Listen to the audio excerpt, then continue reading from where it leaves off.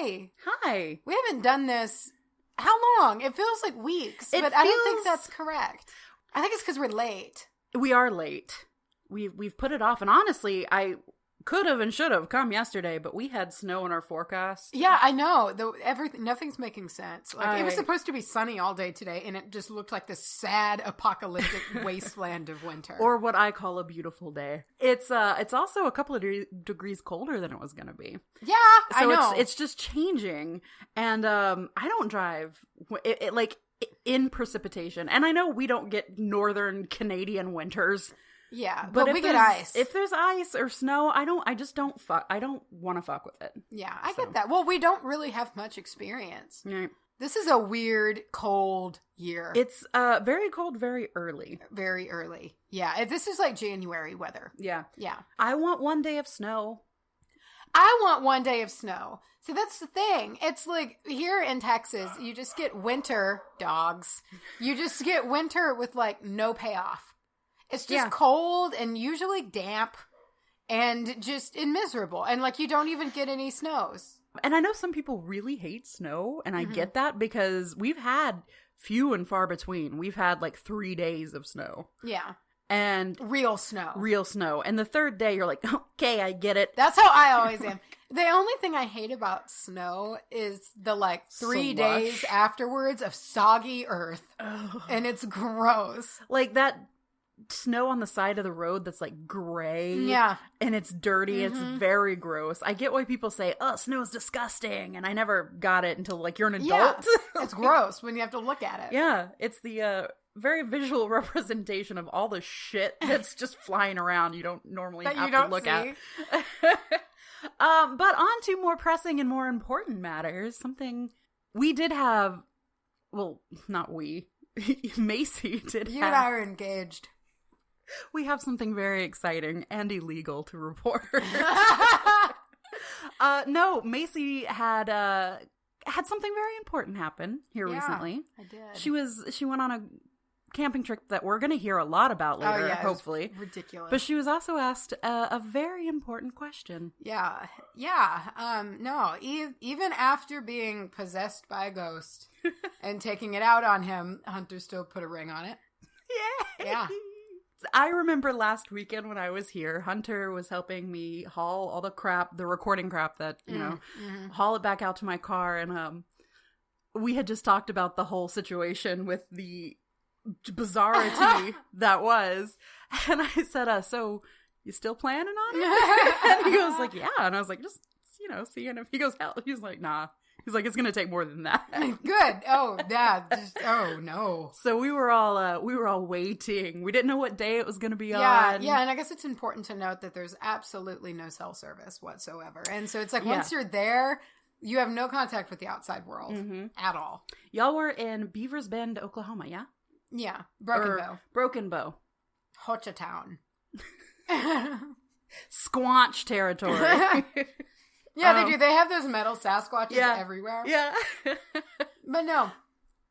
It's super close to here. It's only like 2 hours and 50 minutes. Mm-hmm. And it is out of this world beautiful. Yeah. I didn't know that there was such a beautiful place so close to us. It's magical. It's really magical. Speaking of breathtakingly beautiful, this ring. It's beautiful. You guys. I love it. I love it a lot. I've always known, I don't just love diamonds. And it's not, I really can't tell you why. I think they're beautiful on other people. Right. But it's like, I didn't see me with one. Yeah.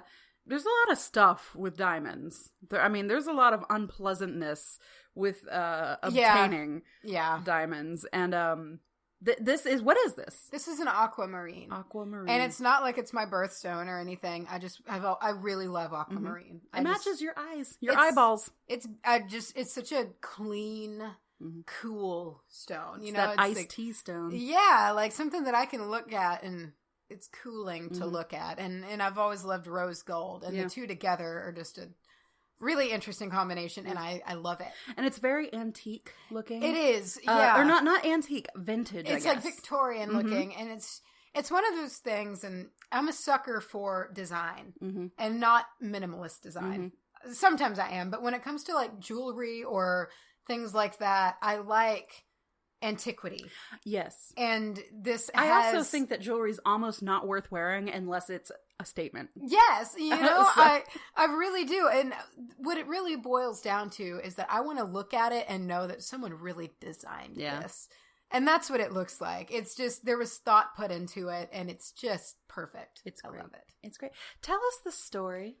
Okay, well, there's a precursor to that story. The camping trip got off to a rough start. You guys, I have been waiting on this story since this whole thing went down. I asked her, I said, so how did it happen? How did he do it? You know, whatever. And she just was like, I want to talk about it on the podcast because there's a lot to unpack. Yeah, it's so, oh my God. So this is also the origin story of where my cold came from that I'm still trying to get rid of, which is probably why I sound weird. I feel like I don't sound normal. So anyway, it is not forecasted to rain. That's important in this story. So it's this beautiful evening, and it had been like 70 degrees with like a cool breeze over the river. It was supposed to be real nice. It was nice. Well, yeah, it was supposed to be nice until Monday, and we got there Saturday, early Saturday, so we had all day.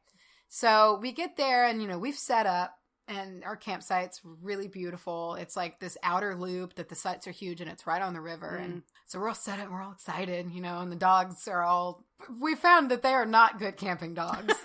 The corgis? The very high maintenance corgis, surprise, get very stressed out in camping. And so anyway, night, you know, rolls around, and it gets cooler in the evenings. It was probably in the 40s, I guess, at nighttime. So we had a fire going and stuff. And Hunter, before it was too dark, because he's practical, was like, let's put the rain fly on. Like, you know, you never want to not have it. And it's covered. Everything's covered. Everything's correct. And so we don't think anything else about it. And I had made this inside of the tent super cozy. And so we go to sleep early because it's camping. So I mean, it's like 8:30. And, you know, because what else do you do in a tent? Like, it's like it's dark and you set up all day. It's like, all right, well, I guess we follow nature's clock and go to bed. Yeah. It's amazing how fast that happens. Yeah. Like when you're not like in an RV where you still have like modern tech. When you just go to bed with the sun, we were tired at like 7:30. Yeah. Because, you know, it's kind of like we talked about with the Crystal Palace. Like when you take the lights away, the artificial light, it starts producing melatonin. And it was during the time change. So it was getting dark at like 4:30. So your bodies are just like, I guess we sleep now. I guess we sleep. So we go to sleep, and I start hearing like soft rain on the tent. Mm. So I like nudge Hunter, and I'm like, hey, is this going to be a problem? Like, and he was like, no, it's fine. And so it's like starts to like rain. And it's like a substantial rain, you know. I'm like, this is unexpected. So I like wake him up again. I'm like, hey, it's like raining, kind of decent. Is it a problem now? Is this, you know? And he was like, nah, it's fine. Okay. So then I start feeling like mist on my face. Oh shit! In the tent. And so I like wake him up, and he had felt it too, but he was just laying there in misery, knowing of what had to happen. And so we were like, let's just try to see if we can move the air mattress. Maybe it's just running down and dripping a little bit. Okay, so we like move the air mattress. Mind you, it is like 1 a.m. in the morning. Oh. And it's probably like 41 degrees outside. Oh. It starts raining in the tent everywhere. Full blown. How? I don't know. I don't know. And so it was, I mean, like, not just like a little bit, like we had a lantern and it was just literally raining in the tent. The bedding's getting wet. Gizzy's wet. Like, she's sitting in her kennel with like her spiky wet hair looking furious at me. Miserable. And our clothes, like it's dripping on our clothes that we packed. Everything is wet. And so Hunter had brought, because he thinks about this shit, and he had brought 2 tarps. He was like, I'm going to have to put these tarps over this tent at 2 a.m. And so he gets out, and the site is like flooded. Oh, no. And I'm frantically inside trying to cover, I have rain jackets, and I'm trying to cover everything salvageable with rain jackets, like our clothes that were already wet. And, like, I had to have another one. I put her over the dog kennel, and I put Dinah and Gizzy together, and, like, they were wet, and it stunk like dog that was damp in a tent, and it already smelled like tent, and then it smelled like wet people. I tried to, like, get already ruined wet clothes and, like, wipe it across the ceiling to try to soak up the water. Oh. And so, I shit you not, we had to miserably lay down and sleep in damp bedding in a stinky tent that was damp in 41-degree weather. It was hell. I hate it. It was for you. hell. So we wake up the next morning and miraculously most of the water outside had run away. The sun starts to rise and it starts warming up. It's another 70-degree day. So I string up clotheslines and hang out our blankets. Like a prairie woman. Like a prairie woman. It felt kind of good. Started a fire and I started moving things close and away from the fire to dry them out. Hunter's boots got soaking wet. But his good pair, was just left in the rain. They were just pots of water. We recover well. The tent's dried out. We air it out. I mop it all out, change the bedding, get it all done. I mean, it's it never happened.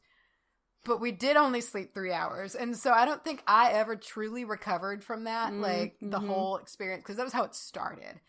But after that, it was an amazing trip.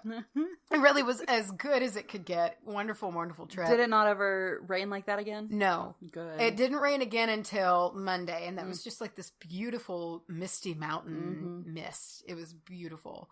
But we had one other thing happen, and I've chuckled about it all week, and I can't stop. And it was this little boy said the funniest thing. We had the corgis on a lead.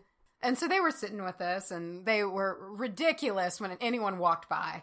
And dogs especially, they just Get out of our campsite! They have no camp experience. This is ground zero camp experience. These two little boys show up, and they all want to pet the dogs, and we're like, yeah, of course, you can pet the dogs. And it's a 6-year-old and a 4-year-old. The 6-year-old's all over Gizzy. And they have this 4-year-old, very serious little boy. Oh. And he was cute. And so he was sitting there, and he was just kind of watching, observing in kind of his own way. And the mom and I were talking, and she was like, are they two different kinds of corgis? And, I said, yeah, yada, yada. And then he, out of nowhere, had said nothing else in the most matter-of-fact, Poindexter-y voice, and I know one of them's blind. No!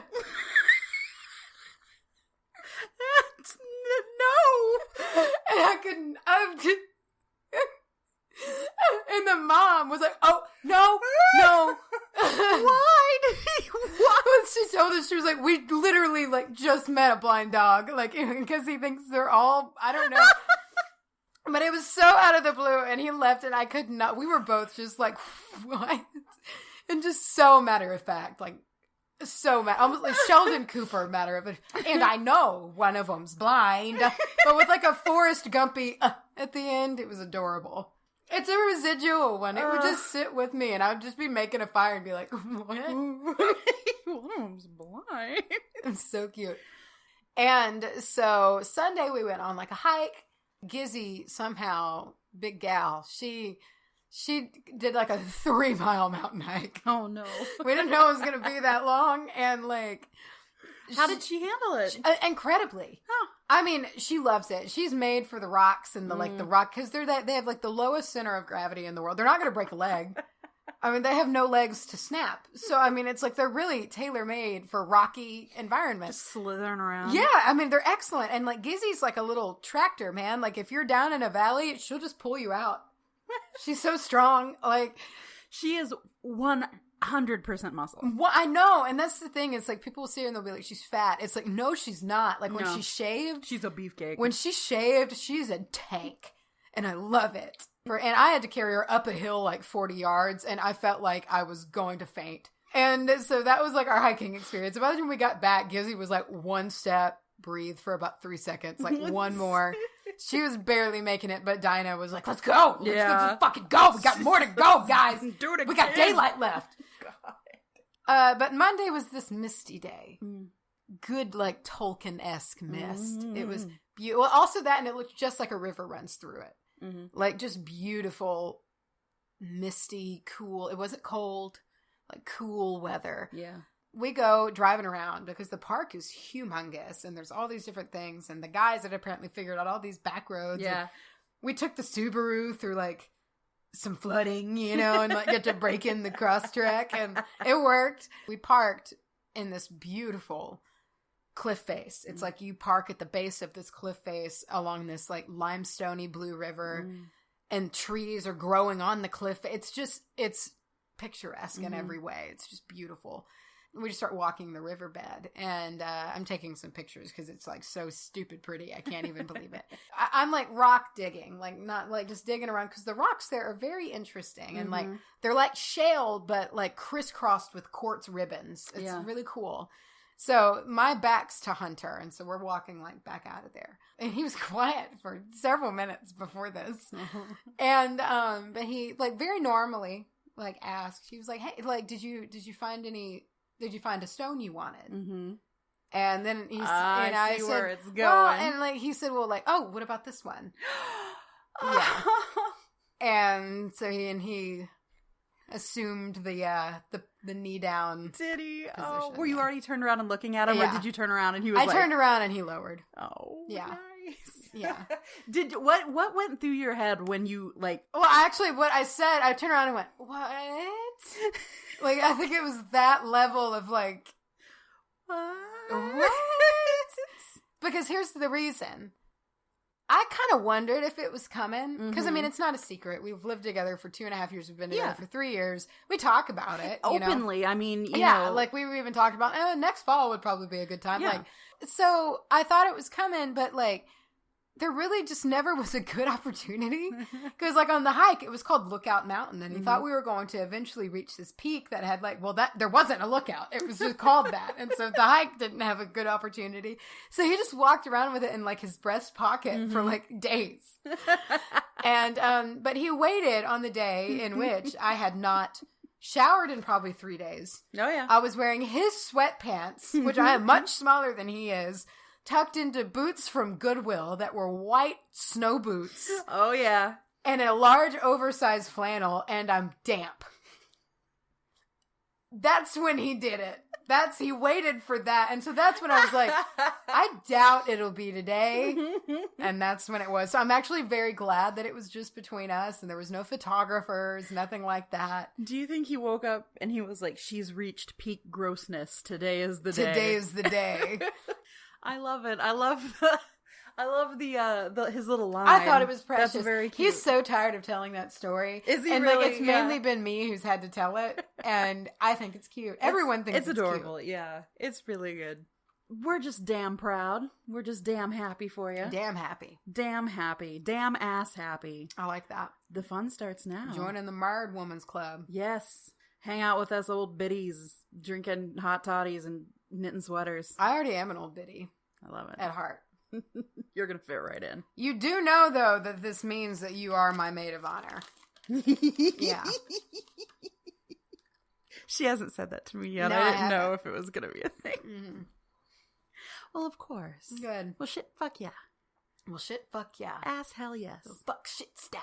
I'm sure we're going to keep you guys nice and updated. Yeah. We're gonna do probably a lot of talking about it. Yeah, well, it's gonna be a little untraditional. It's gonna be a very loose, woodsy, but also traditional, making it untraditional. Yeah. If I can, it'll make sense when it's all, but very whimsical. Mm-hmm. You know, it'll be fun. I'm excited. I'm gonna do it on the cheap. Yeah.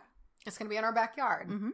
Which is going to be very cool. And I'm excited to decorate the place and I love to throw parties. Yeah. So really it's just an excuse for me to dress up pretty and throw a big party. Yeah. Because anytime you throw a party, you wish you could wear like a fucking big gown. Yeah. And now I get to. Mm-hmm. I think it's tacky, but it's me. And I'm going to wear like some elegant sort of crop top wedding dress. I'm dead serious. No, I love it. They make some really beautiful two-piece ones. And it's like, that's all I wear. So I feel like on day any different? Yeah, why is that day any different? Real fancy. Yeah. Jewels encrusted. Yeah. I think it'll be cute. I think it'll be boho, and I think it'll be woodland. I want to be barefoot. Yeah, and I think for our honeymoon, we're gonna. Yeah, we want to. It's gonna be we want to get like micro campers, the ones that are only like 12 feet long. Yeah, but they've gotten so good with it. Like you have a queen size bed, kitchen, oven, small closet, table, bathroom, shower. Really? Yeah. Oh. And you can get them for cheap. And so we want to get one of those and then take it and like, I would love to take like 2 weeks, maybe like longer, and do like Antelope Canyon, Zion, Yellowstone. Yeah. I love it. I'm so ready. This was I think the whole planning process, and I think you're a little bit like this too. I love planning things.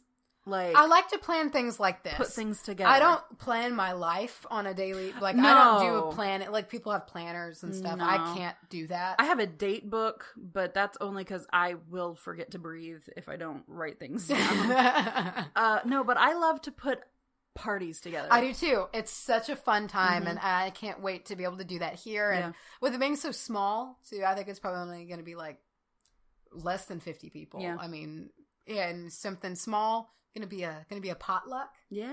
you know, and that's old school. Like it's one of those things that I was thinking about. You know, it's like that's how it used to be done, Mhm. and it's like I'll roll with it. Yeah. Like, you know, it'll work. Well, I mean, it's like Kind of old harvest time. I'm kind of like in a very pagan-y way. Yeah. Like, you know, I think back to those like Lamas festivals, and everybody would bring things. a and community celebration. Yes. Yeah. So anyway, I'm super excited. It'll be fun to plan. It's going to be whimsical as fuck. Yes. Jeez. Okay. Well, congratulations. Thanks. I think anybody out there who is following Miss Macy Anise over on Instagram Insta.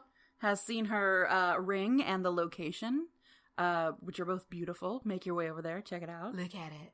Look at it. That's at Macy Anise. At Macy Anise. Thank you, Macy Anise. You're welcome. That reminds me. It's the Patreon shout-outs. Fuck me. Patreon shout-out segment. Time. I got in there. You get in there. I know. And this is for Miss Ashley Osborne. Mrs. Ashley Osborne. Super sweet gal. Thank Super you. Sweet. Ashley Osborne. But no, seriously, I went to college with her, and she's a sorority sister. I and did not she's know that. An absolute doll. Hey. Sweetheart. Well, thank you, Ashley. We appreciate the support. Thank you so much, Ashley. You're the cutest. Mace, we got to get to our topics. Let's give them something to talk about. I was going to say, let's get it started. And Oh, wow. Anyone who is like an OG Sims fan remembers there was a Simlish version of that song on the PlayStation game, The Herbs.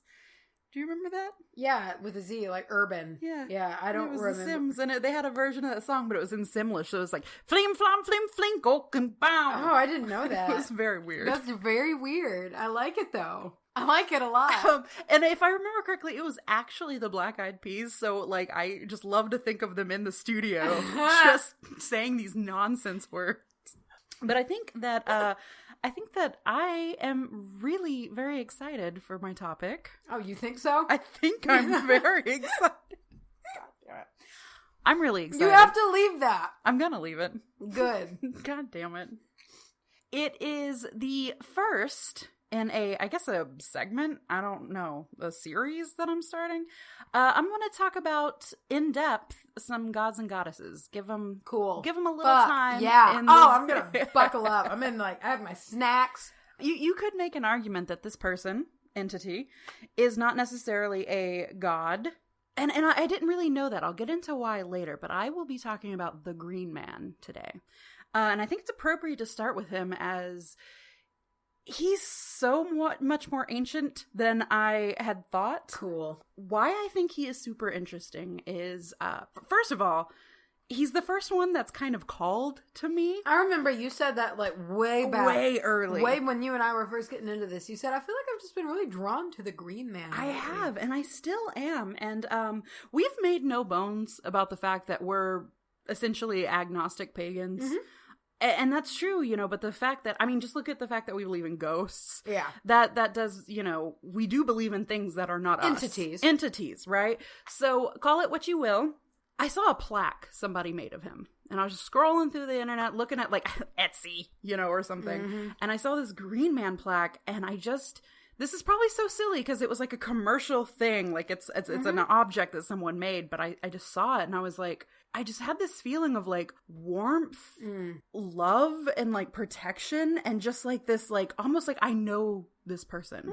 Every time I see images of him, I just get that kind of same feeling. And I'm like, I need to look more into you. And I'm very glad I did, because it is so wild. Okay, cool. It is so wild. And you know how we like things that pop up in different cultures? Oh, yes. This is almost those are my favorite. The Greenman has been popping up in every single known culture. Every single known culture.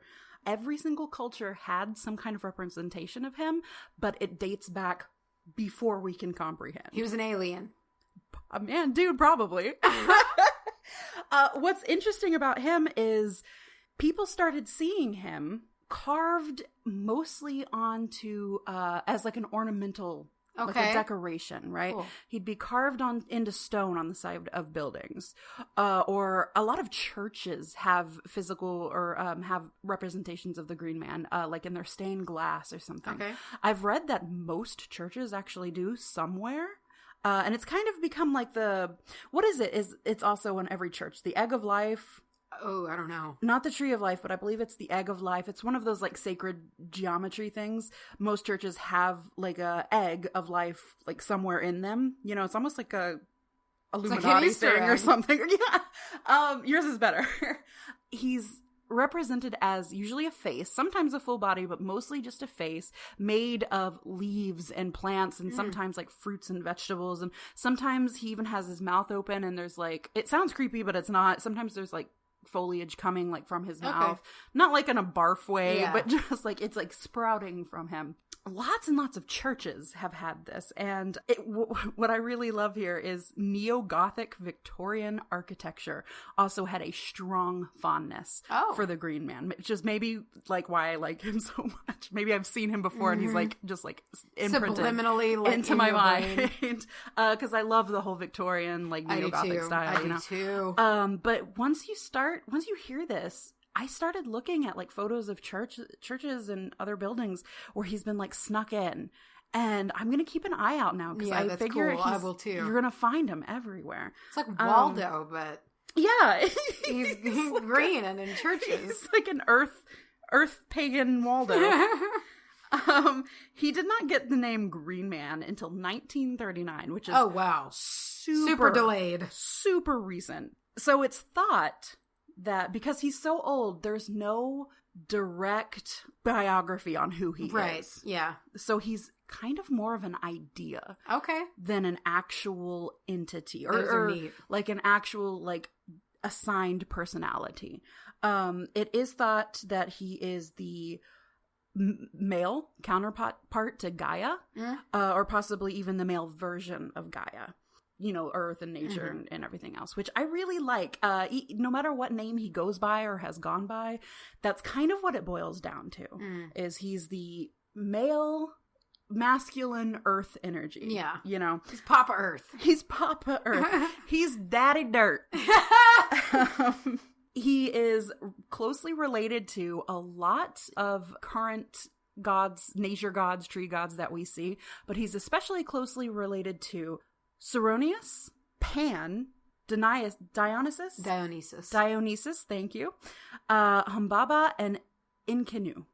And I only say this to show that he's come from all of these different backgrounds, but especially that last one, Eninku, is 3000 BC. Wow. So it could be argued that he predates something by 3000 BC. We're talking fucking ancient. He has kind of come together from all of these things that he's related to, and he's sprung into a direction of tree worship, specifically trees. He's always been a symbol of fertility, death, and rebirth.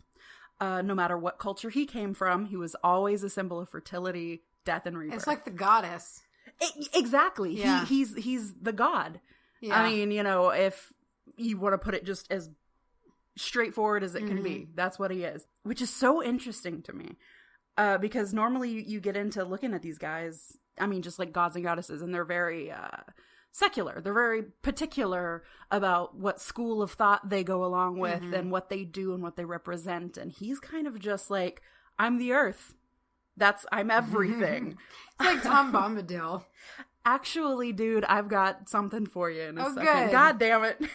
You beat me Today, many pagans see him as a variant of the horned god. So if you're familiar with him, I've heard that comparison before. He's just kind of like a variant of the horned god, which is somebody I will talk about in the future on this series. And he's just overall a symbol of nature and the cycle of growth in paganism. I say in paganism because he is all over Christian churches and Catholic churches and stuff like that. But sometimes he's depicted as evil. Okay. Which was real dodgy to me when I was reading this, because for so long and from so many places, he's this symbol of like life and, you know, whatever. And then like a few places, he's depicted as evil with like horns and everything. Oh, wow. And some people actually interpret this as these old ancient churches that have these carvings of somebody wanted to include like a visual representation of the threat of paganism. Oh, okay. You know? Yeah. How we were, you know, it got to the point where like bad. Everything about it was bad, you know. So they took this widely known and accepted pagan entity and they vilified it. Exactly. And then they slapped it right up there on their church, you know.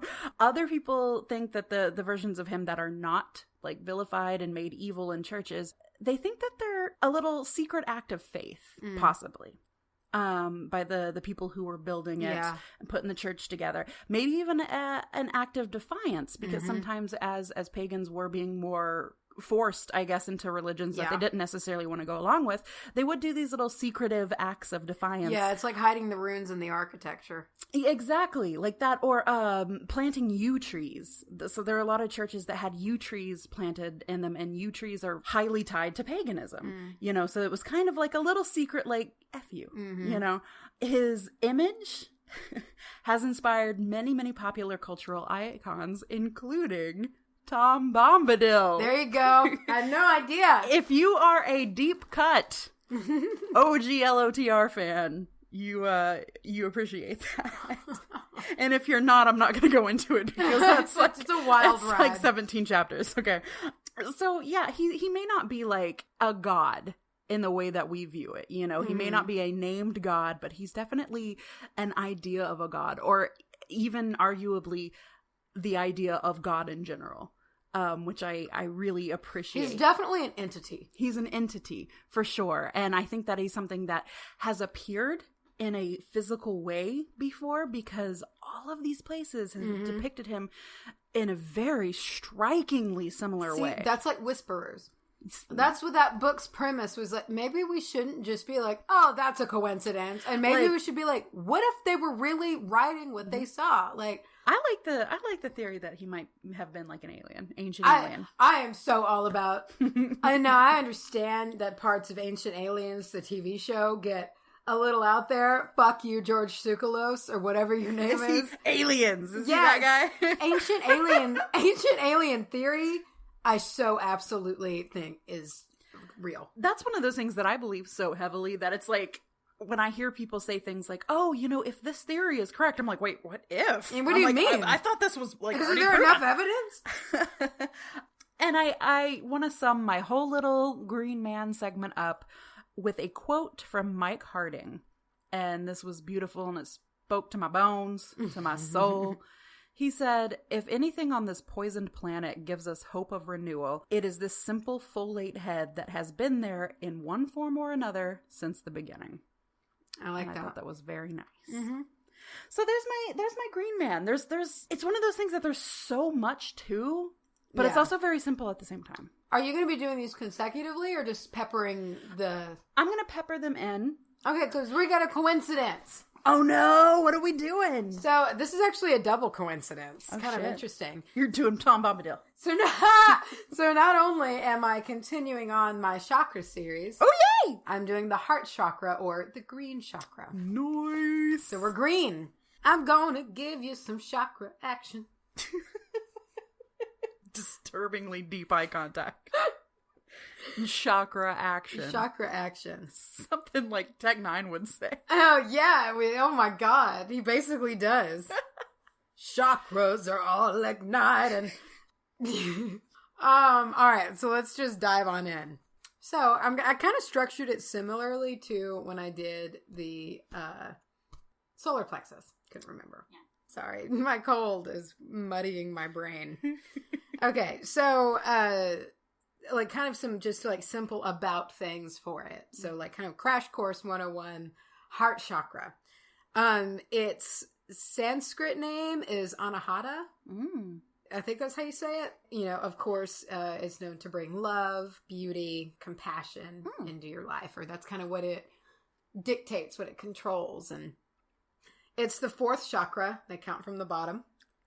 And it's located in the center of your chest, not actually over your heart.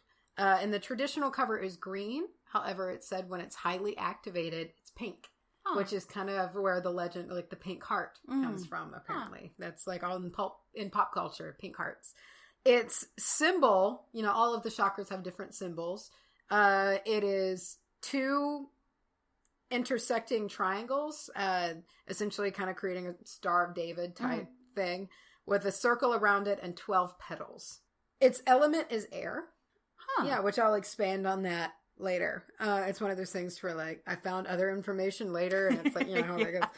It's heavily tied to the thymus gland, which is really important for regulating your hormones, which is really important for regulating your sanity. So that's really important. And it's very important in the regulation of the immune system, apparently. Oh, really? That was kind of a surprise. Yeah. Some functions of the heart chakra. So, of course, self-love and love for others. Relationships, awareness and insight, just kind of about yourself and matters of the heart, things like that. Self-transformation, grief, recovery, and peace. You know, of course, a lot of that's going to have to get processed through that energy center. Forgiveness and acceptance.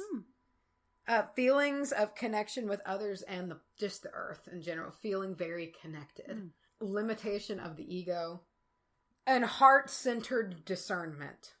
So it's in the center of the chest, and but you have to remember it's like a 3-dimensional thing. So it comes kind of through your spine and kind of out through your chest. Like really? It's this, chakras are like centered. I always like think of spherical, them so tiny, like a little tiny. Well, and it depends. Like if you're they're supposed to be decently sized, and one that's very activated can be huge. Like how Donna Eden, the energy medicine author, you know, she'll say some of them can just be these massive fields of, you know, just when everything's activated, your energy field can be big. And because of this, where it's located, it is tied really heavily to the cardiac system and the lungs, hence the element air. They rely heavily on oxygen to function properly, and so that's kind of where that air element comes in. So the meaning of the symbol, the 2 triangles and like the petals around. So the triangles are the air element symbol, you know, and so right, and they represent the union of opposites.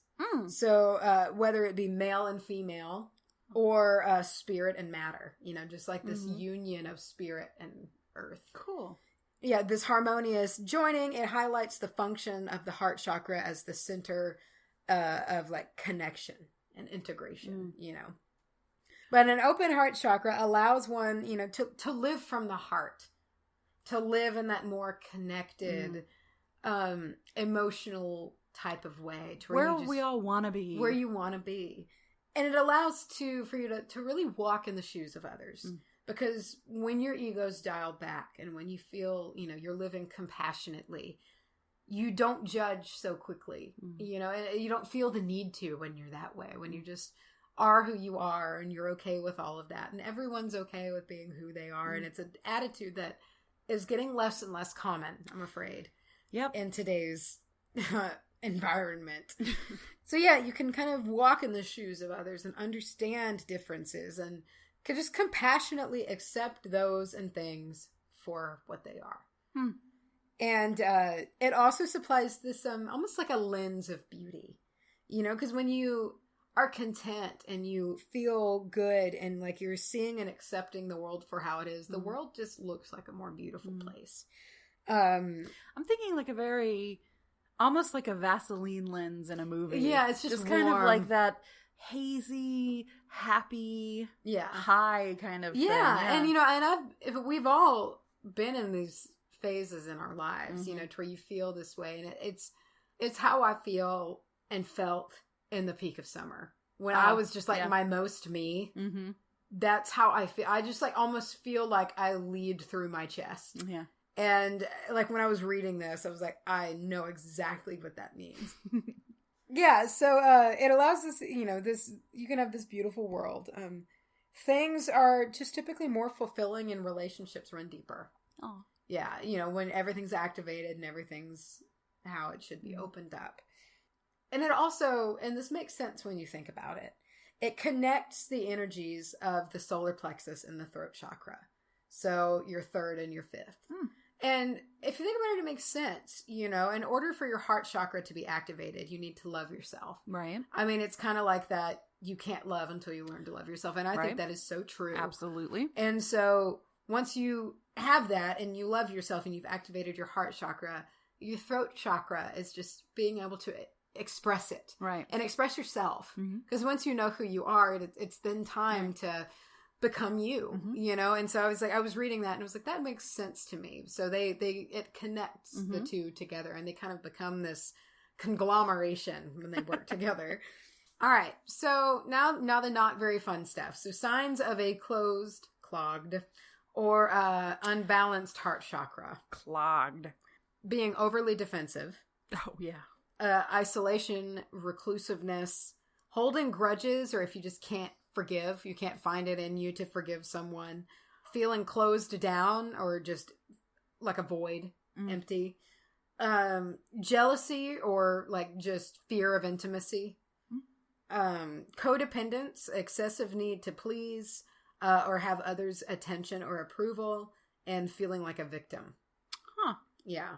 So like those are kind of some classic ways to where if your heart chakra is closed down, you might notice that you've just kind of gained this perspective, and like I've noticed for different kind of chakras that are closed and I need to work on, you just kind of notice it over time. Yeah. You're just like, man, these last like couple months, I just feel shitty, and you'll like figure it, and then you can work on it. And so these are like little things that you might be picking up on. You might need to do some heart chakra work. Yeah. So simple ways to reopen it. I like to do everyday stuff. It's tough when you work a long work day and then it's like, all right, now gather all of your materials, meditate for an hour, and have a huge ritual. It's really hard to do, and we will put it off sometimes. I know I do. And so breathing exercises is one. It's great because if it's the air element, it's tied to it, but also just breathing in general just really does allow for that clarity and calmness to work through things. Cultivate your appreciation for the beauty around you. Even if you have to remind yourself, even if you have to be like, take a look around for a second and realize that it's actually a pretty special place that we live, that this world that we live in, and it's easy to forget and take it for granted. Take care of yourself. Do some self-care. I am an advocate. I'm such an advocate for self-care. Love yourself. Treat your mind and body to a rose oil bath. Baby! So I'll expand on rose oil here shortly. Baby! I love rose oil. I love rose oil. It's so good. I could just drink it. I could live in it and breathe it and drink it and eat it all day long. I love it. Cultivate self-compassion. It's really important. That's a toughie.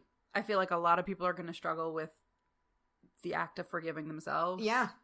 It's a hard one because we don't even realize we're not doing it. Yeah. It's true. Yeah, particularly for your body and your emotions. It's incredible sometimes how hard that can be, but I think it just takes a little bit of thought sometimes. And I know that seems like an easy solution. I know that's helped me a lot. Just really meditating on who you are. Yeah. You kind of put things in file cabinets. You kind of organize things. And then once you can, you've turned like this messy, cluttered garage into this organized space that you can actually kind of look around in and figure out, who am I? Right. And it's really liberating. And so, I really do. I think that's important, just to kind of think about, just meditate on it. That's a huge one for me. I actually got a little piece of advice from my counselor once upon a time, who said to something that you already do. If you don't create a whole brand new routine, because you may not end in stop with it, but something that you already do every single day. And for me at the time when I was better about it, it was like my skincare, like sitting down and like really getting into skincare.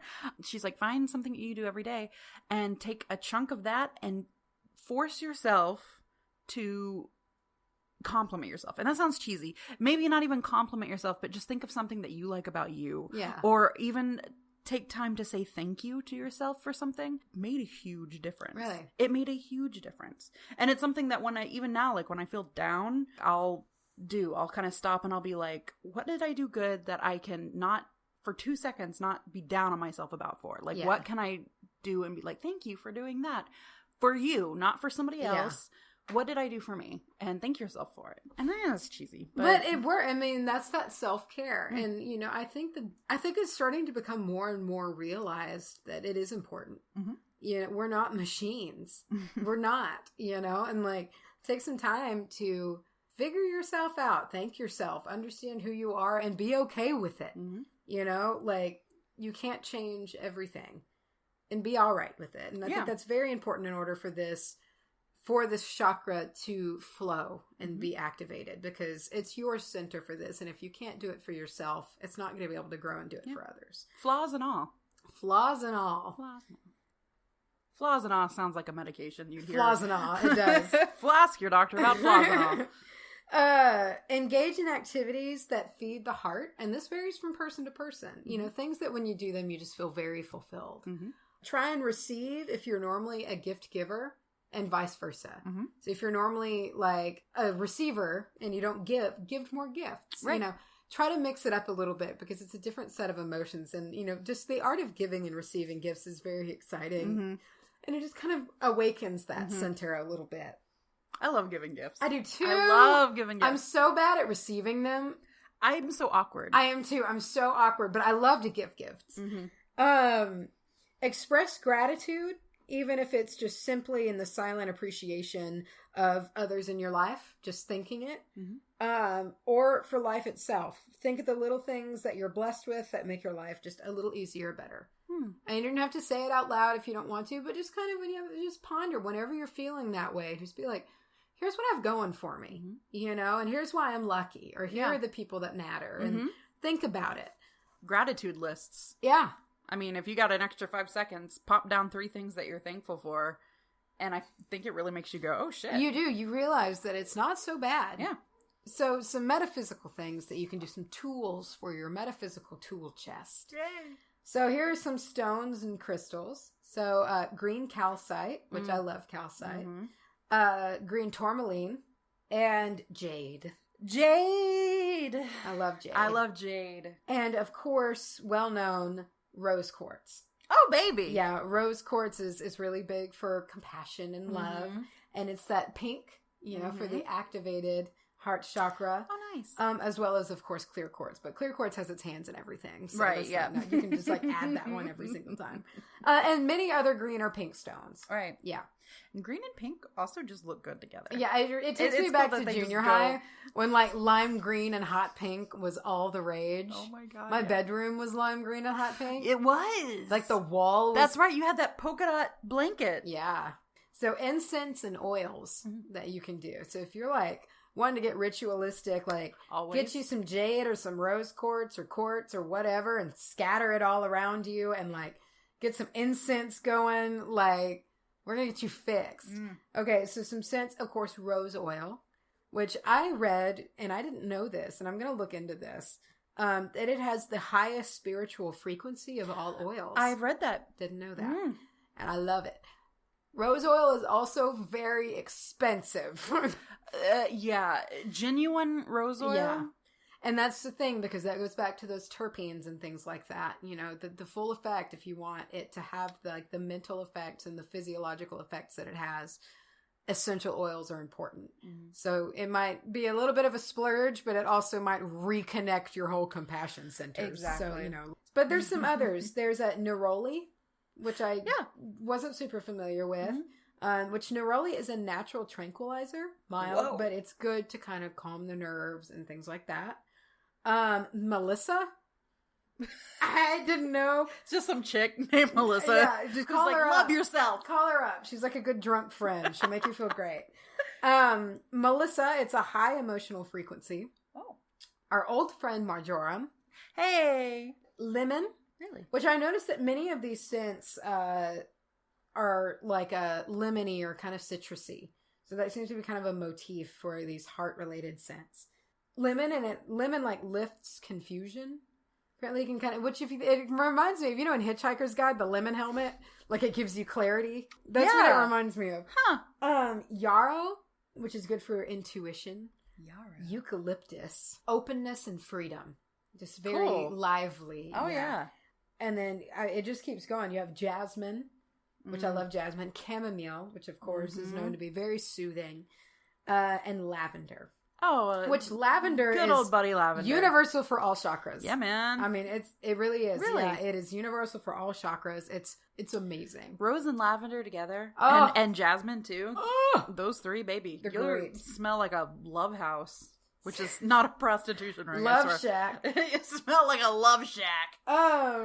So other ways to heal, so say you want to get all that, you get your crystals and you get your oils together and you get like some candles lit and you're going to fix yourself. You're going to be like, I'm going to get this heart chakra open and ready and like good to go. Every time you say open heart chakra, I'm like, open heart surgery. That's what I'm thinking. Just break your chest open. We know this is nothing new. This is old news, but I'm a big advocate for guided meditations. There's some incredible visualizations. Goddamn. There are some incredible visualization, like guided meditations that clear out your chakras and like make it happen. And if you really get into it and focus, you feel, oh my gosh, it's so intense. It's so intense. And so I really recommend those a lot. Those help me work through some shit. Journaling. Well, it really helps just to write things out. Really just vent if you want to. In ways you don't even imagine. It's bizarre, man. But it does. It really, really works. Yoga is a big one. There's different poses that you can do. And this is not just for the heart chakra, but for all chakras that kind of open and activate and align your chakras. Work on finding yourself. And that's a broad statement for a hard task. Yeah. But think on it. Think on the best way to do that. Mm-hmm. And I had to do it at one point, and it took a while, but over time, because I needed to, you figure it out. Mm-hmm. Work on your solar plexus and throat chakras as well, and activities that engage those, because they do all work with each other. Mm-hmm. And I like, that does make sense how the heart chakra is about like combining things and like making things work together. And I like how it's making the two closest to it work together. Yeah. It's just like this buddy. It's just like, all right, guys, we're going to work together. And this is probably the hardest one. Know that it does get better. Mm-hmm. Yeah, it really does. And even when you don't think that it can. Yeah. It does. And that's something that I've experienced in my own personal life. I had to, at one point, completely rebuild my personality from scratch after it was chipped apart piece by piece over a year or so by this asshole. And so you remember, when you hit that part, when you hit that stage that you're just like, ugh, I don't even feel like a person. Yeah. Like, I don't even know who I am. How could this get better? Yeah. Like, I don't even know where to begin because I don't even feel like a living thing. Mm-hmm. It just takes one step at a time and you work your way through it and you learn who you are. And I don't think that I would have been able to be who I am now if I wouldn't have first learned. Then I had to rebuild myself and learn who I was. Right. That's really important. And I think that's important for people, especially if you're getting out of, I consider to be an abusive relationship. Mm-hmm. You have to repair yourself first. Yeah. And I think because it's easier to run to someone else to find comfort because it's a lonely, sad, empty time. Yeah. And you want to be told by someone else that it's okay. Yeah. You want to hear all these things from another person and it's hard to think that you need to hear that from yourself first. Yeah. Or else cycles are just repeat themselves. Yeah. And so, you do. You start doing things that you that you used to, Yeah. almost, or things you remember what you love again. Yes, Yeah. you do, and you realize what it feels like to be yourself, and Yeah. so I really wanted to include that, to know that it is fixable. It's absolutely fixable.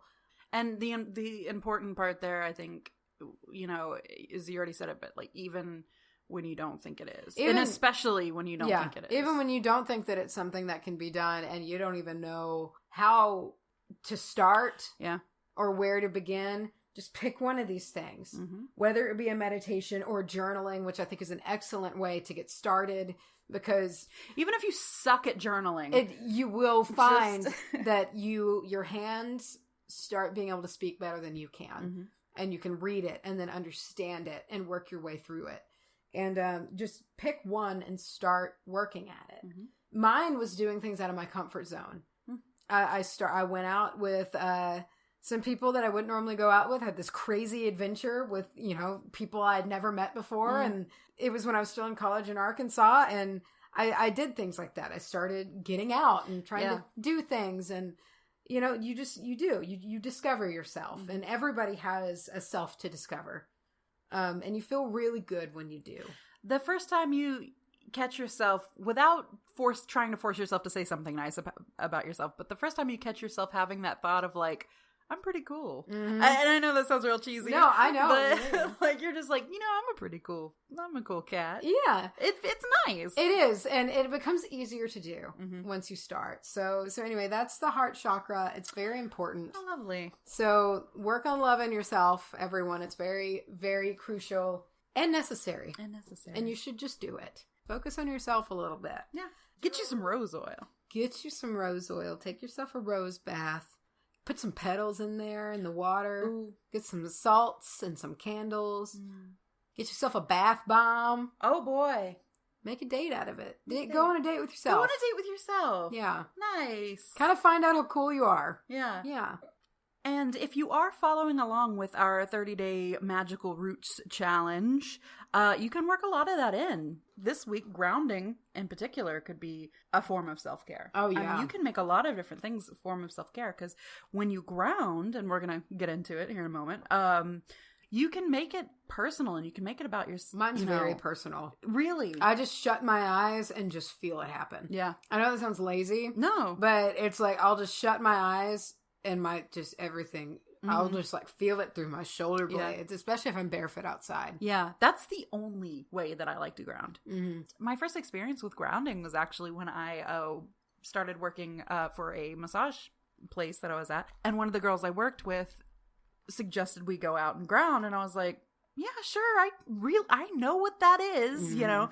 And we went outside and she just kicked her shoes off and she just kind of, you could just tell, you could just tell what she was doing. And I was like, oh, that's what this is. I was like, I've been doing this forever.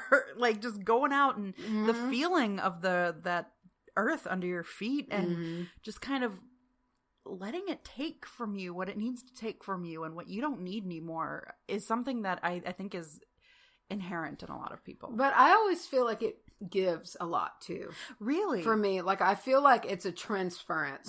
Like I'm usually when I ground, I feel like I'm just filled with like this. It's like a confidence almost, but it's but like an exuberance too, because it like takes all the noise, the static, and I just feel very good. Yeah. And I get that. Yeah. Mine is kind of a clean feeling.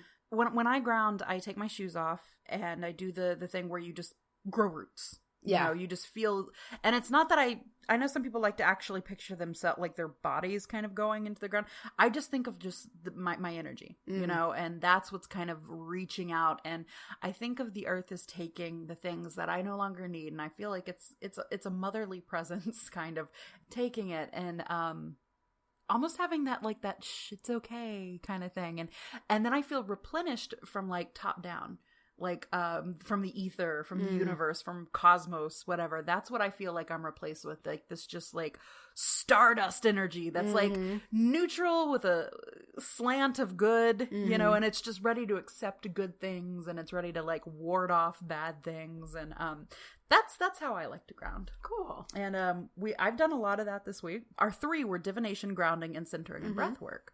So I did practice divination this week in a way that I haven't in a while. I did some coal gazing when we lit our fire out on the back patio. Clark and I we had a really interesting little experience where we'd been lighting fires because it's been colder out at night, and there was one night last Saturday where we were just up real late and we didn't feel like going to bed, and just kind of, you know, you're up and you're like, I guess I should go to bed. No, I don't feel know like what it. that's like. Yeah, I know you don't know. But it was like 2 a.m. and God, we were no. just not feeling it, and we're making going to bed noises, and neither of us want to be there. And You're making go to bed noises? have you never heard that phrase? No. Well, I mean, the actual phrase is making going home noises, Oh. and it's when somebody's over and they're just kind of like, well, All you know, right. and they're like grabbing their keys off the table, and it's like, okay, they're gearing up to go. That means they're making going home noises. So we were making going to bed noises. I feel like that's something that like my dad always said, but might like, not it's not a actually real phrase. might not actually be a real thing. So we weren't wanting to go to bed, and my husband just goes, I kind of want to go light that fire and just sit by it.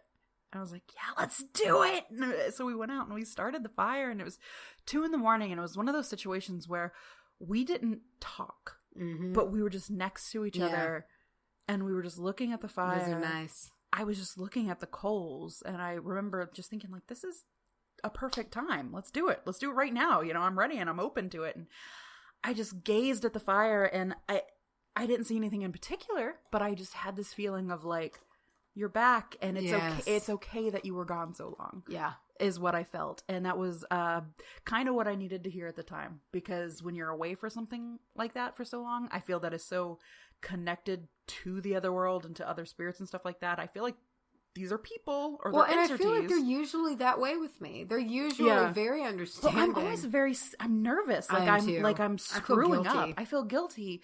And just to have that, like, it's all right. You're here and that's okay. And just come back. And that was really nice, and I needed that. I too rekindled with divination a little bit. And I did it in a different way than I normally do. Part of the way that I like to read my runes is also the problem and why I don't very often. And it's because I like to make a ceremony out of it. Oh, yeah. I like to set the scene and clear the energy and really connect with them. And I mean, reading for me can take hours. And, you know, but the thing is I can't do that very often. And, you know, my job is very technical. And sometimes when I get home, it's like I just don't have that in me. And so I just, I don't do it very often. And so I started doing a daily draw. Something simple that I can do just to start reconnecting with them. And I carry it in my pocket all day and connect with it. And I've been doing that, and it's been really interesting. And it's like, it's having this bit of strength. Yeah. You know, all of them that I've pulled have been very applicable, and none of them have been inverted. So it's been really good. And so I've started doing that, and it feels really good. And I feel like I'm visiting with my friends again. Nice. Yeah. I love it. This is what I was hoping this whole thing would do, is really kind of bring that back. And there is one that I struggled with, which was the centering and the breath work. The little blurb about it says, spend 5 minutes today and every day this challenge, focusing on your breath. Notice your breath as it enters and leaves your body. Try alternating between, this kind of made me laugh. I don't know if there's people who can do this without trying, but it says, try alternating breath between your left and your right nostril. Use your finger if you need help. Can anybody out there like voluntarily do that? That seems like insane control over your body. I really tried to make it more than it was.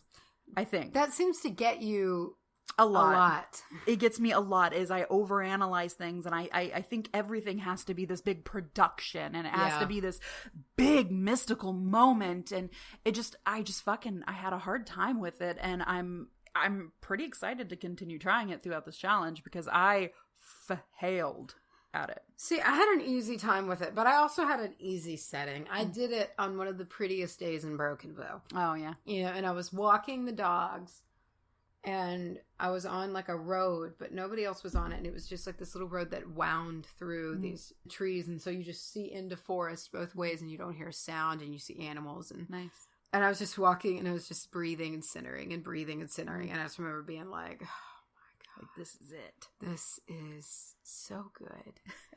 And it felt so, so good. So yeah, I was able to check all three. I was proud of myself because I was like, I hope I can do this and go on vacation. But luckily these topics were easy with that. Yeah, for sure. These are ones, and these are also ones that we're supposed to kind of, I guess, be doing every day. Yeah. We had a comment from over on Patreon where we're posting the challenge for people to kind of keep up with this and chat with us about. This is from Kim. She says, one of my friends taught me this grounding technique called the 5 things. And you basically pay attention to 5 senses, whatever you're feeling, smelling, tasting, hearing, and seeing. She says this is not emotional feelings. This is how you get sucked back from the loop that your mind goes on when you do have like severe anxiety disorders or OCD, where you're just where you're just ruminating and you can't get out of the loop. This helps kind of pull you out. She says, here's an example. I feel the sandals on my feet. I smell the stuff I just sprayed into my shoes that kind of smells like citronella. I taste the dark chocolate I just ate. I hear the cat's water fountain, and I see the computer screen in front of me. And you just kind of keep doing that. You're finding 5 things about your 5 senses, and it rescues your brain from whatever your brain insists on harassing you with.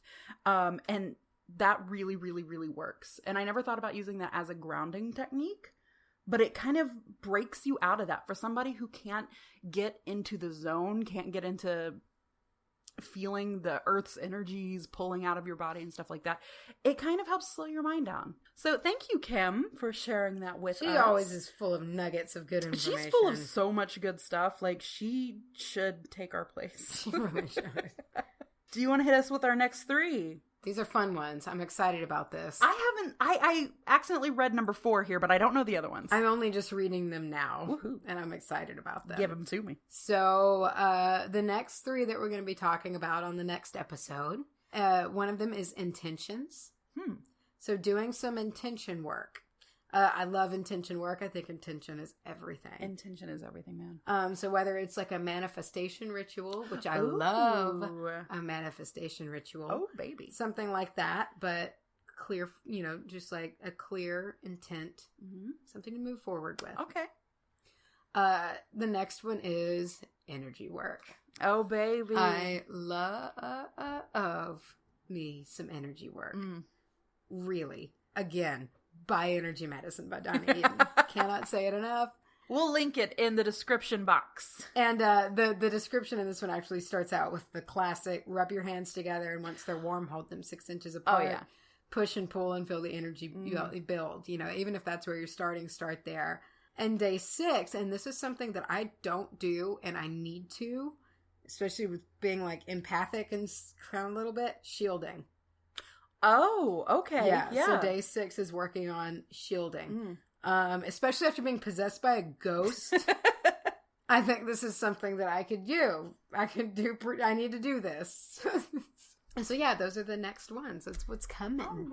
All right. And if you are interested in doing the 30 Days Magical Roots Challenge, that is from Plentiful Earth. And if you want to join us in our discussions about it, we do have that going on over on patreon.com/wbahpodcast. If you want to hit us up with some emails, we are wbahpodcast@gmail.com. Our Instagram is @witchbitchamateurhour. Get us on Twitter Bitch hour. Bitch.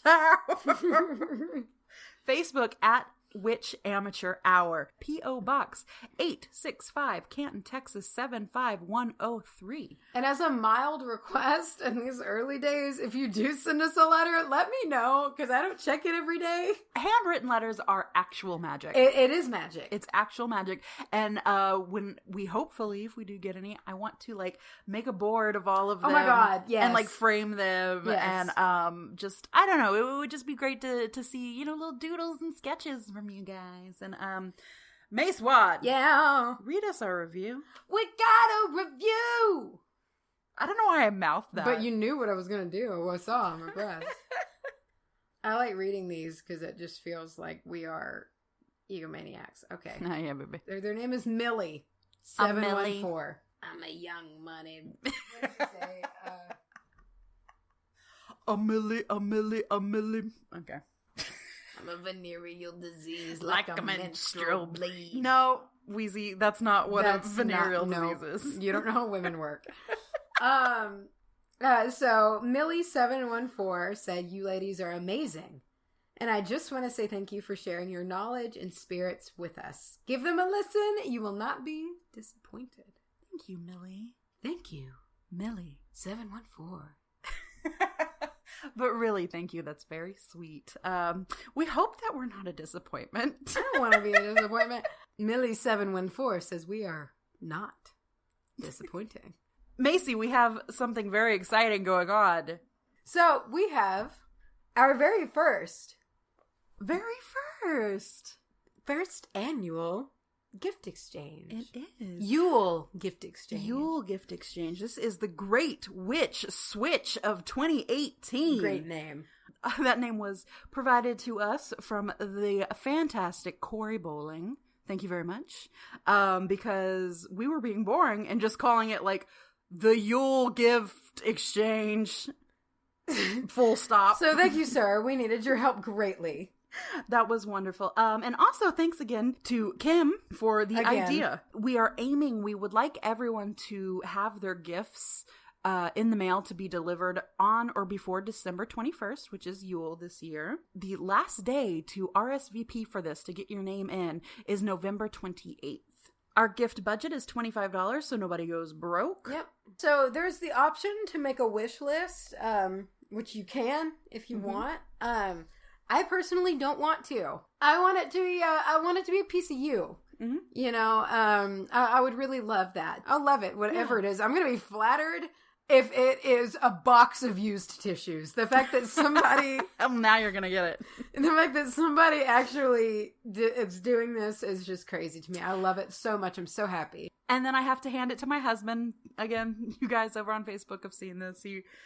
He said that our tagline should be like, sign up and you'll get a gift. I saw that. He's such a cutie. Or you'll make someone's Yule. He was very excited because I put that on Facebook. I said I had to hand it to him for coming up with that. And somebody commented, he's going to make a great dad with those jokes.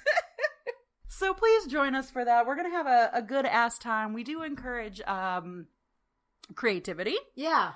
You know, if you're a crafty person. Or if you want to, like, put a piece of your hometown or, you know, just, like, a little piece of your universe. Yeah, just exactly. put it in a box. I think you know, and great. Let's make it the Great Witch Switch. I'm so excited. So, yeah, on the 28th, the names will be drawn for each other, and it will email you and, you know, keep up with it and all that. And do that 30-day challenge with us. It's fun, guys. It sounds like we're making going home noises. Join our Facebook coven. Please join our Facebook coven. It's a good time. It is a good time. You know, I was really blown away today. I have to talk about this a little bit. We knew we were going to be putting this out a little bit later this week. There's so much going on. Yeah. I thought there was going to be like inclement weather. Yeah, we live an hour and a half from each other. I don't know if that's known. Yeah, we don't really live super close to each other. There was just, you know, stuff happened, and I'm really personally proud of our upload schedule. Yeah, I am. The fact that it's taken us 23 episodes to have any kind of like significant delay, I think I'm kind of proud of. You know what I mean? Proud. Like, because you usually hear like sometimes podcasts they'll skip a day or they'll delay for a week or they'll just take a break not or continue on or just they'll stop, and sometimes that happens. And I don't know. I think that we've been doing fantastic, and so to kind of announce today was a little bit like. I was a little nervous about it. But then people over on Facebook were just like, dude, we understand. We get it. Y'all have stuff going, you know, and everybody was so sweet and understanding. And we've got the best community. It's a good one. Go join it. Go join it. This has been The Witch. Oh! Amateur.